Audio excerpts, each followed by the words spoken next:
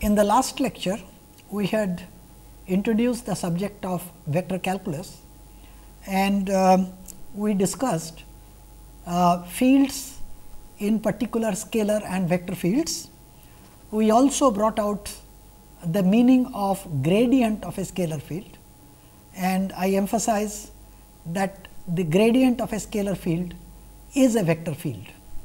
Today, I would be spending a little more time in discussing special functions of vector fields or operators which act on the vector fields. But before that, I would introduce what are known as the line and the surface integrals. We are all familiar with normal integrals. As you are all aware that an integral is always regarded as a sum. Now, what we want to do is this, that let us first talk about a force which is acting on a particle and is in one dimension.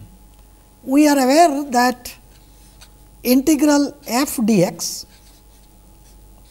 if it is a one dimensional problem, gives me the work done in, let us say, moving the particle from a point A to the point B. Now, in computing this work done, we do a simple integrations. However, suppose my force acts on a particle and takes it along a curve. It could be two dimensional, or it could be even a three dimensional path. It could be an open curve like what is being shown here, or it could be a closed curve, for example, like this. Question is, how does one compute the work done in taking the particle, let us say, from A to B in this case, or in a circuit in the other case? Now, we will represent the work done, let us call these curves as C, C standing for curve. It could be a closed curve or an open curve. The work done, as we are aware, is given by dot product of f with dl, where dl is along the path. Now, in particular, the vector dl is directed, it is an infinitesimal element directed along the tangent to the path. For example, dl is directed like this here, dl is directed like that there.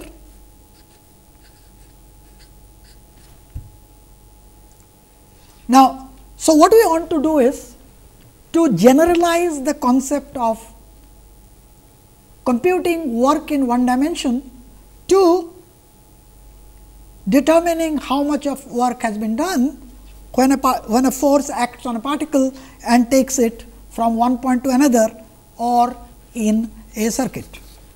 Now, the point is, in general, this integral, that is integral of f dot dl from A to B, depends on not only on the end points as we are accustomed to while we compute integrals, but it also depends on details of the path taken. Of course, there are exceptions to this. For instance, if the force is a conservative force, exact details of these we will talk about later in the day to day, but if it is a conservative force, for instance, a gravitational force or electrostatic force, then it can be shown that the work done is path independent. However, in such a case, it would always depend upon the end points. Now, let us look at how does one write this. So, what I have is along the curve f dot dr, let us say, because dr is an element along the curve, and what we do is this, that let me write this as f dot dr by dt, where I have introduced time as a parameter, and you notice that this is nothing but the dot product of force with the velocity, and I take a time integral. So, in other words, what I have done is to parameterize that with time. Now, along a curve, I always have a single parameter, and this is what we are going to exploit in computing the work, or in general an integral like f dot dl along a given path. Now, let me start with an example. So, for instance, I have given here a force which is written as F is equal to, now I have taken in 2 dimension, one could easily extend the curve to 3 dimension, but let me illustrate this by taking a force whose x component is x square minus y square and whose y component is 2 times x y. Now, what I am going to do is to compute the work along 3 different paths.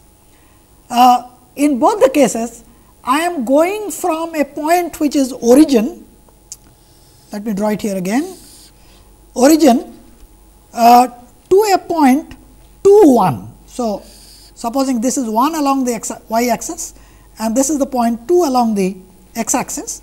So, from origin to the point P, which is the point 2 1. First, I will calculate the, if this is the force, the line integral of this force along a straight line joining the point O to B or O to P. Now, notice, since this straight line joins origin to 2 1, I can easily find out what is the parameter or what is the equation of this line.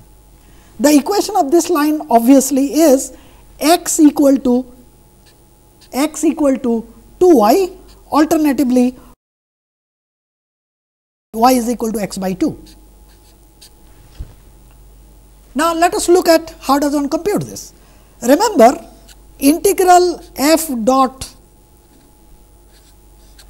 dl, if you like, is f x dx plus integral f y dy.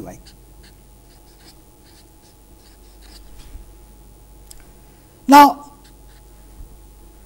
f x is x square minus y square, but we have seen that y is equal to x by 2. So, therefore, it is x square minus x square by 4 dx.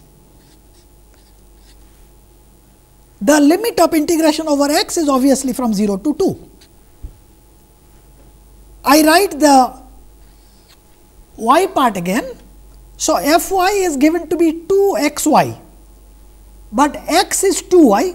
So, as a result I get 4 y into y is y square dy, and limit on y is 0 to 1. You compute this, this is this trivial integration, you will get this to be equal to 3 by 2 plus 4 by 3, which is equal to 17 by 6.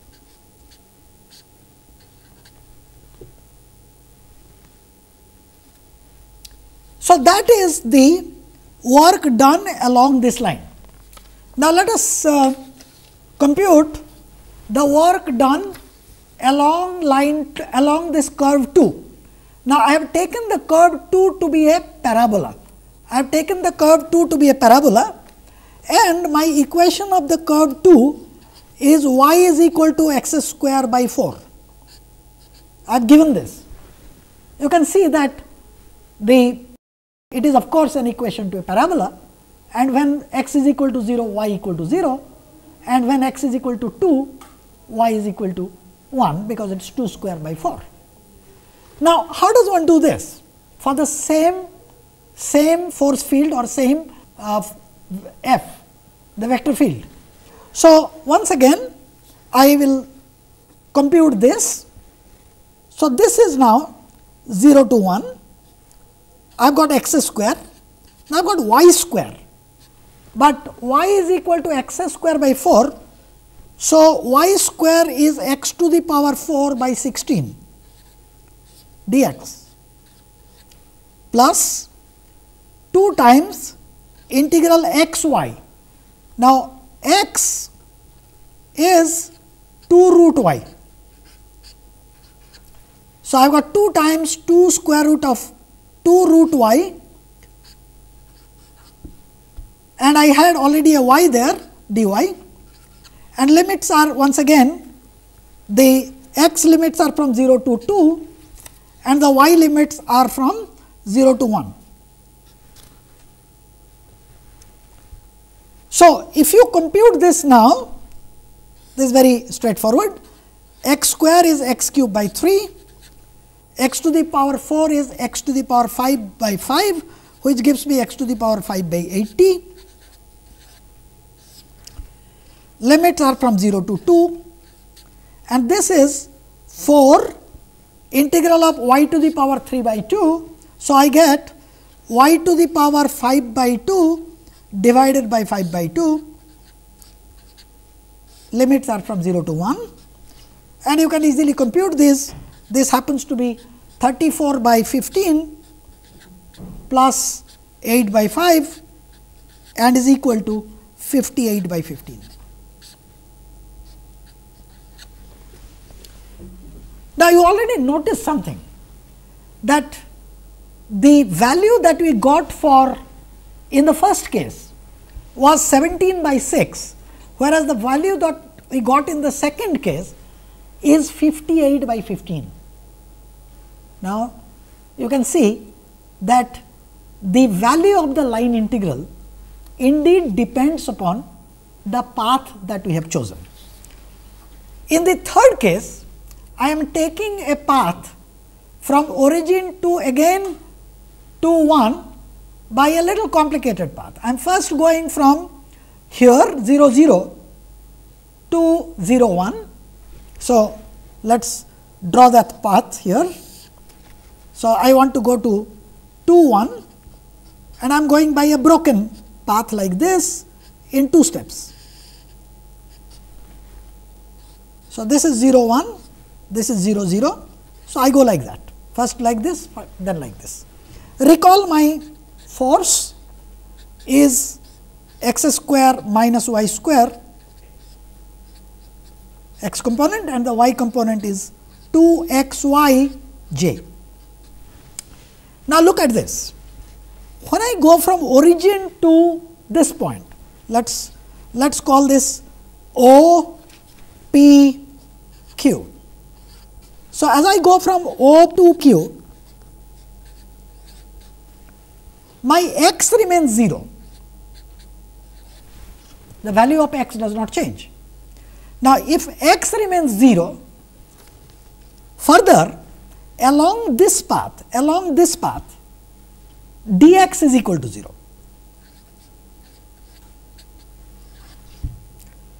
So, notice that if I now compute this integral from O to P,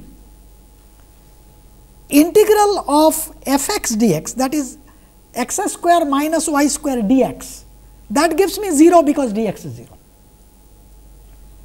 f y dy, namely 2 x y dy, gives me 0 because on this line along the entire path my x is 0. So, therefore, contribution to the line integral from the path OP, so let me write that as integral I 1 is equal to 0. In the second path, I go from P to Q. So, I will go from, what I meant is I go from O to P and then I will go from P to Q. Now, when I go from P to Q, on the P to Q, my value of y remains constant, y is equal to 1. Now, once y is equal to 1, dy of course becomes equal to 0, because constant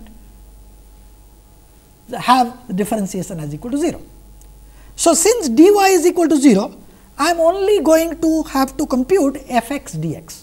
So, this is simply 0 to 2 x square minus y square, which is 1 dx, and this is equal to x cube by 3 minus x evaluated from 0 to 2, which is 8 by 3 minus 2, which is equal to 2 by 3. So, you notice one thing, that I calculated this integral f dl, f dot dl in 3 different paths, 1, 2 and 3, and every time I got a different result. Now, I will talk about a slightly different technique now. I will return back to the same integral with a slight modification as I go along. Now, look at this field. Remember, we are talking about a vector field. Now, this vector field is f is equal to minus y I plus x j. Remember, last time we gave a prescription for drawing the vector field, sketching the vector fields. So, you could see this vector field. This is, and I am going to compute the integral of this vector field along a quadrant of a circle, taking me from this point, that is 1 0 to 0 1 in the anti-clockwise fashion, 1 0 to 0 1 in the anti-clockwise fashion. Now, if you look at the sketch of the vector field that I have made, you notice that in this quadrant, because x is positive, there is always a positive y component of the force field, of the vector field. Now, as a result, loosely speaking, these vectors are all directed somewhat in the upward direction, very loosely speaking. Now, another thing that you notice is this, that the vectors are directed in the upward direction, and I am going to compute my line integral along this path, and in this path the direction of dl is like this. So, therefore, the angle between the direction of the vectors, which we have shown in this sketch, and the direction of the tangent to the curve always makes an acute angle.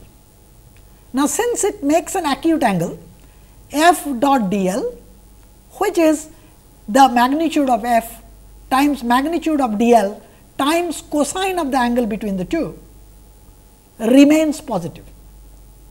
Now, so therefore, what I expect, it is a purely going by geometry, I expect this line integral to be of positive value.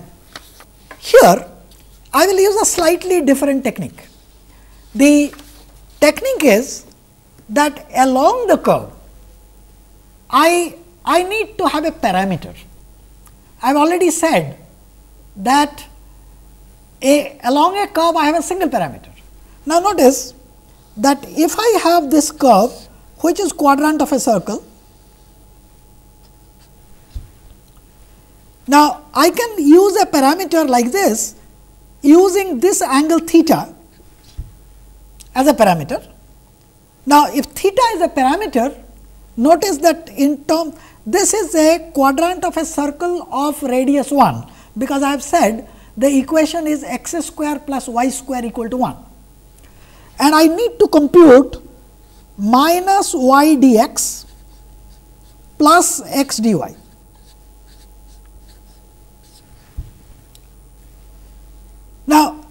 terms of this theta, since the radius of this circle is 1, I can write x is equal to cos theta and y is equal to sin theta.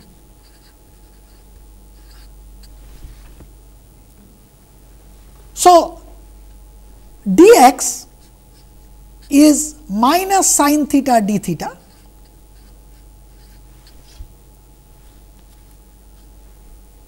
and dy is cos theta d theta.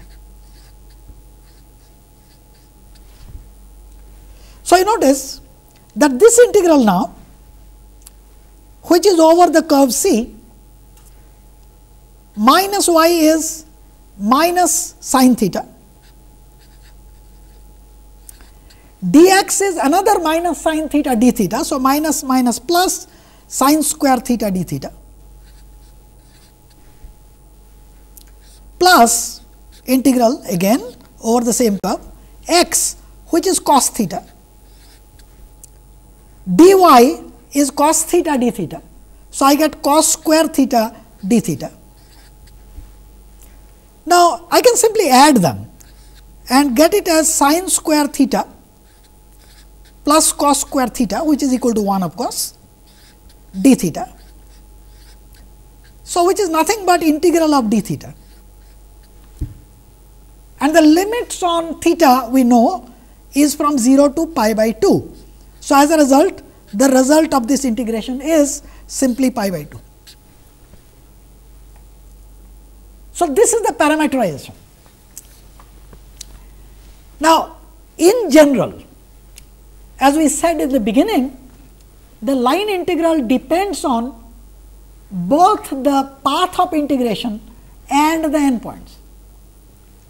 Now, if the line integral f dot dl depends on the path of integration, and if f is a force field, then we say that this force is a non-conservative force. That is, a non-conservative force is one where the line integral depends upon the path of integration, as we had seen in the first example that we gave you, that there were 3 paths along which we calculated the line integral and found the values to be different. However, if f dot dl only depends upon the endpoints, supposing I am going along some path from A to B, and it does not depend upon exactly which path do I take. Do I take this path, or for example, that path or this path, I do not care, result is always the same. In other words, this line integral in such situation depends only on the 2 endpoints A and B. Such a force is called a conservative force. Such a force is called a conservative force. And you can see that if I have a closed path, supposing I am calculating the line integral like this, and closed path integrations are written like this with a circle over the integral sign, it is also called contour integral, closed contour. For a conservative force, you can show that this is equal to 0. Now, the proof is really straightforward. Supposing this is the path you are going, starting from the point A, you are returning back to the point B. Let me take any arbitrary point B on the way. So, you notice my integral is from A to B by path 1,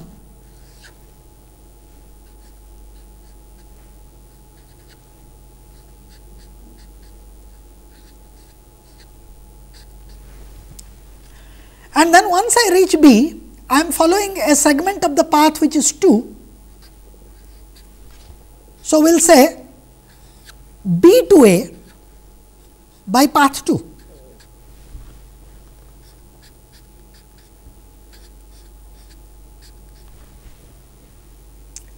Now, what we have said is this, that this integral from a to b depends only on the endpoints, depends only on the endpoints. So, in other words, this integral f dot dl, so a to b f dot dl along path 1 can be written as something like phi b minus phi a. Just I evaluate this and then subtract from the value of that integral the standard definite integral, result at b minus result at a. Now, when I am going on path 2, I am going from b to a, f dot dl. Now, once again we have said that it depends upon only the endpoints. So, as a result, this is going to be phi at the upper limit minus phi at the lower limit, which is b. Now, add them up, obviously the integral over f dot dl over the contour is equal to 0. So, for a conservative force, the integral line integral from a to b depends on only the endpoints, and if you take the force field through a closed contour, the line integral is identically equal to 0. Now, let us spend a little more time on the conservative force field. The reason is that the field which is of importance to us in this course, namely the electrostatic field, is a conservative field. So is gravitational field. Now, suppose I have a force field, vector field, which can be written as a gradient of a scalar field. Force field can be written as a gradient of a scalar field. Now, remember we had said the gradient of a scalar is a vector. Now, I am not saying that all force fields can be expressed as a gradient of a scalar field, but supposing it can be done. Now, let us see what it means. What it means is this: supposing I am going from a to b again, I have to calculate f dot dl. Now, since f is a gradient, you remember the expression for the gradient of a scalar function in Cartesian, and we had seen that this is equal to I partial phi with respect to x plus j partial phi with respect to y plus k partial phi with respect to z, dotted with dl, which is obviously I dx plus j dy plus k dz. Now, take the dot product. Remember, I dot I is 1, j dot j and k dot k are also 1, but I dot j, I dot k etcetera are 0. So, what I am left with is a to b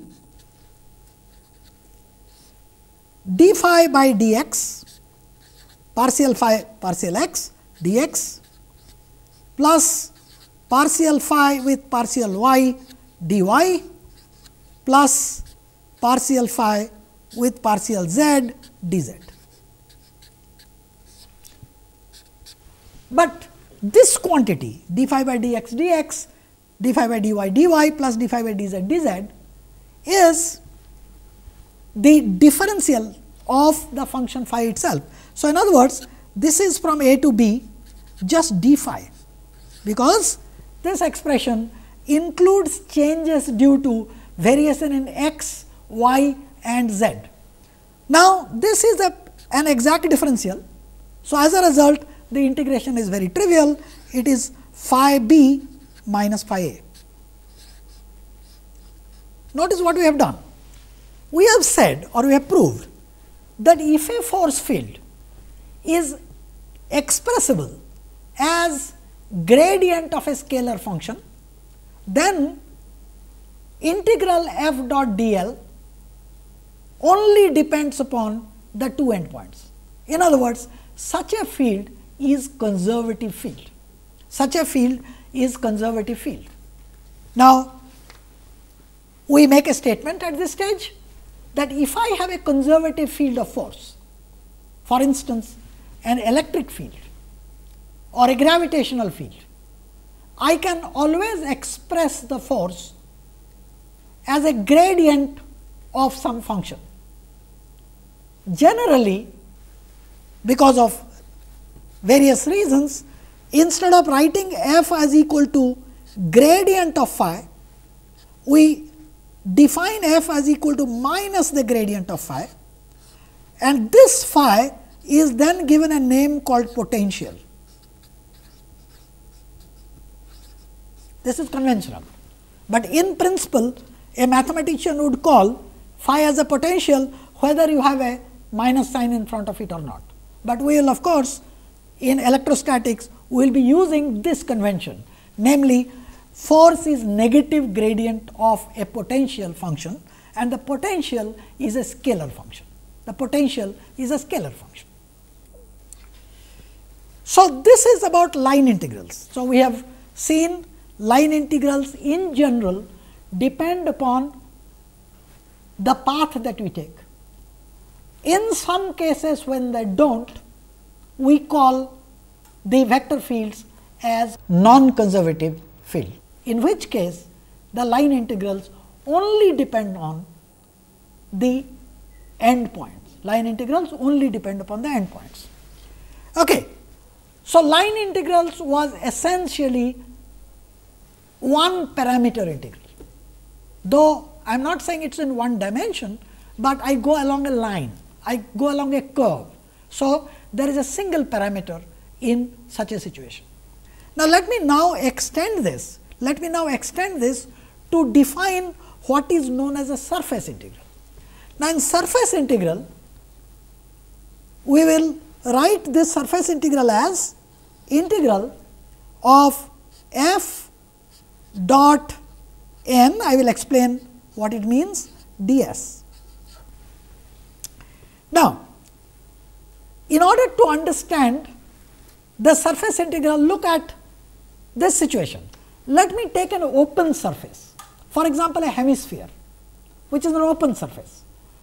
A better situation is to have a net, for example, a butterfly net as it is called. You notice that there is a rim here, there is a rim here and there is a net which is bounded by this ring, and this is an open surface in the sense that this surface is there only to one side of the boundary. Now, this is exactly the picture that we gave in the other one. So, I have an open surface, and so what we do is that whatever is the bounding curve of the open surface. So, imagine I have a cup, imagine I have a cup, a hemispherical cup or even an ordinary cup, it does not matter. Now, this is my bounding surface, this is my bounding surface and a curve which binds it. Again, going back to my butterfly net, this is what it is, this is the rim, this is the rim and this net is the surface. Now, when that happens, we say the direction of this n, it is a unit vector which is perpendicular to the surface. Now, it is not a constant vector, it changes from point to point, it changes from point to point. So, for example, you are at this point, so draw a perpendicular at that point and draw it outward. Now, what is meant by outward? Because after all, the outward needs to be defined. So, what we do is we adopt a convention which is called a right-handed corkscrew rule, which is with which you are all familiar. That is, if I am rotating or if I am moving suppose this curve is being turned along the direction of a corkscrew, then the direction in which head proceeds is the direction of my normal to the surface, the outward normal. And so, that is why I said a butterfly net is very clear. Now, there are some issues connected with it. Number one, that I need to have what are known as two-sided surface. In order that my definition of a surface integral makes sense, I need a two-sided surface. What is a two-sided surface? For example, an open hemisphere, it has an inside surface and an outside surface. You take a cup, okay? You have an outside surface and an inside surface. Now, on the other hand, there are certain surfaces which are one-sided surface. And for example, one of the examples is what we call as a Mobius strip. It is diagrammatically shown here, but let me try to explain what is a Mobius strip. Now, I have this blue strip of paper. I have taken a small strip with it. Now, notice that if I just fold it like this, making it a ring, then I have two sides. In other words, supposing I am on the upper surface and I want to go to the lower inside surface, then I have to always cross an edge. I have to always cross an edge, and this is known as a double-sided surface.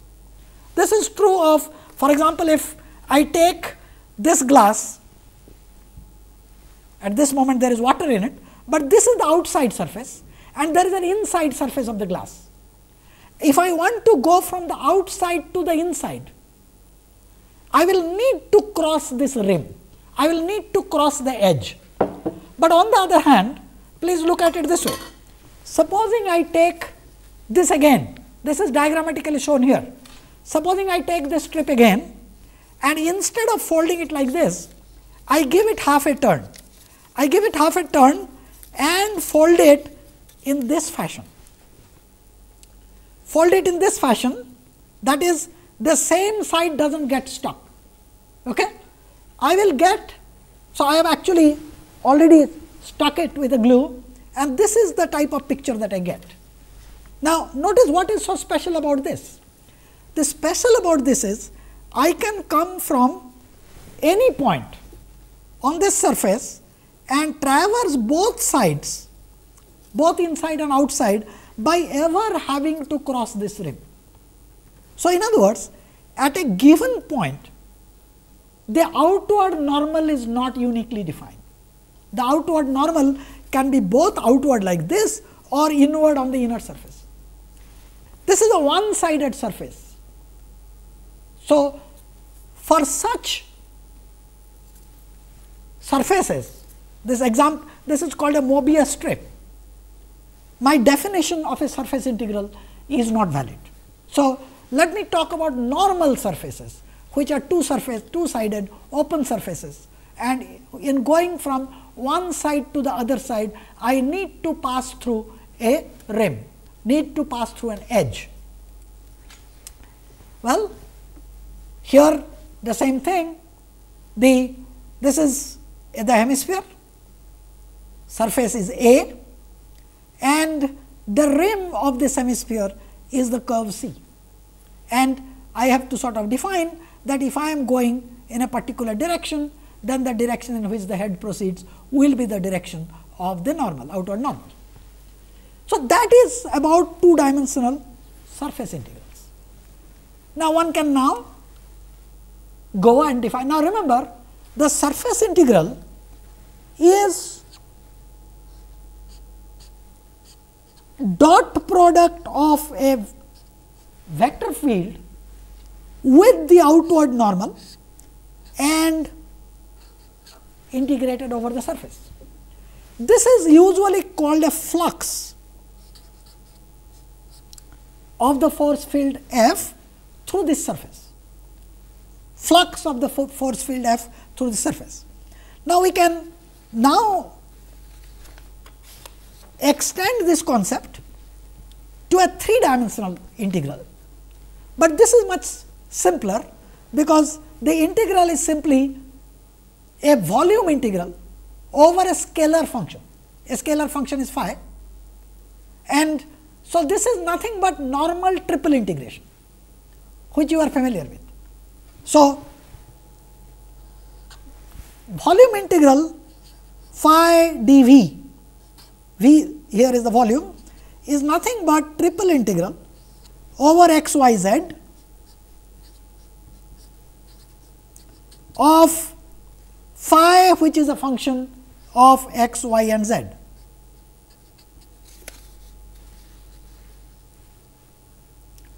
Now, I can define another type of triple integral or volume integral, which is f dv. That is an integral of a vector field over a volume. Now, this is to be interpreted as actually three integrals, because I can write my f as I f x plus j f y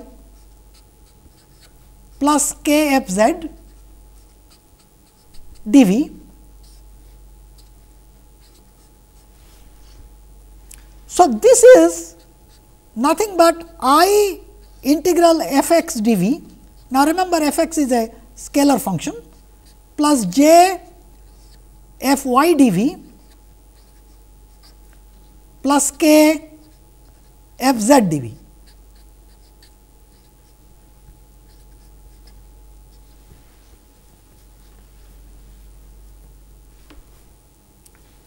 And each one of them we have just now learnt what it means, because this is just like any other volume integral of a scalar function, which is nothing but a triple integral. So, therefore, this is I times one triple integral plus j times a second triple integral plus k times a third triple integral.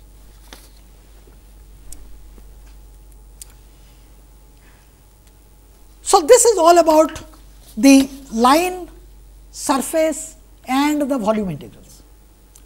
Now, let me concentrate a little more or spend a little more time on vector field once again. Now, I define what is known as divergence of a vector field. The reason for the name will become clear in a little while.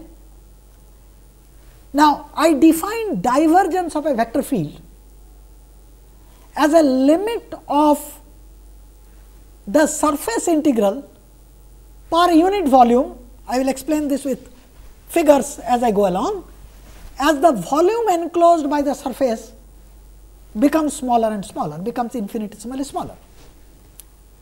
Now, let us look at this relationship a little more carefully. Now, divergence of the vector field is written as a div f. One also writes it, for reason to become clear, as del dot f. Both of them are identical ways of expressing divergence. So, what I have said is this, that now this is a point relationship. This is a point relationship. In other words, you define divergence of a vector field at a particular point. Now, supposing around that point, I think of a small volume, infinitesimally small volume described by a surface ds. Now, so what we do is this, take this volume to be infinitesimally small, let us call it delta v. So, I define del dot f as limit of delta v going to 0 of the surface integral f dot n ds. So, I have taken a closed volume, very small closed volume at the point where I am computing the divergence of f. So, that is why this circle, it circle essentially means it is closed. So, over a closed surface, I am taking and divide it by the volume enclosed by that surface. Take this, as the volume becomes smaller and smaller, I reduce that volume essentially to that point, and that is why I say it is a point relationship. Now, this picture is what explains what happens. Now, supposing I have a volume, bigger volume. Now, what do I do?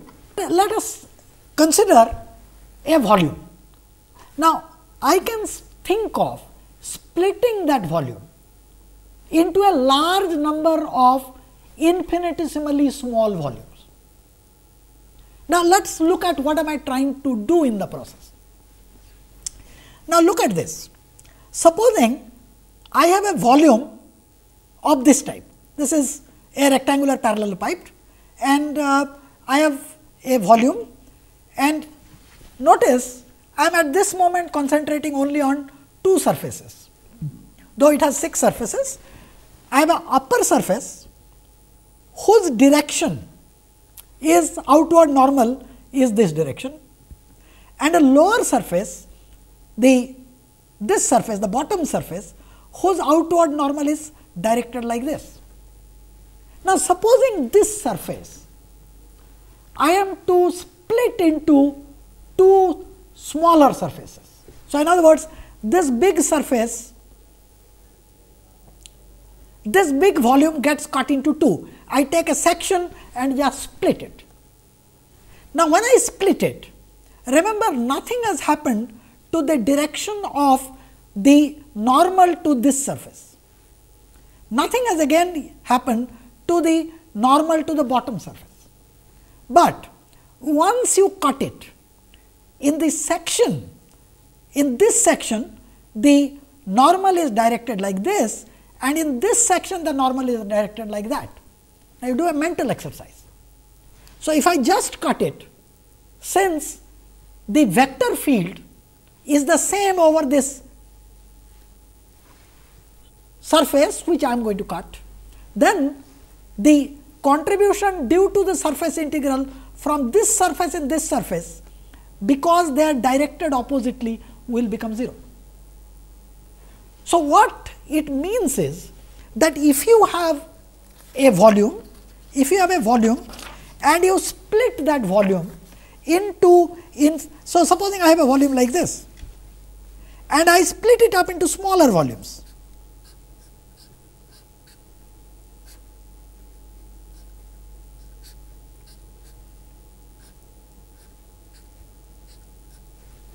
Etc. Now, I can reintroduce, talk about the same argument once again, and say that the contribution from things which are inside, the pairs, will always cancel. And what will I be then left with? I will be left with only contribution from the outside surface, only contribution from outside surface.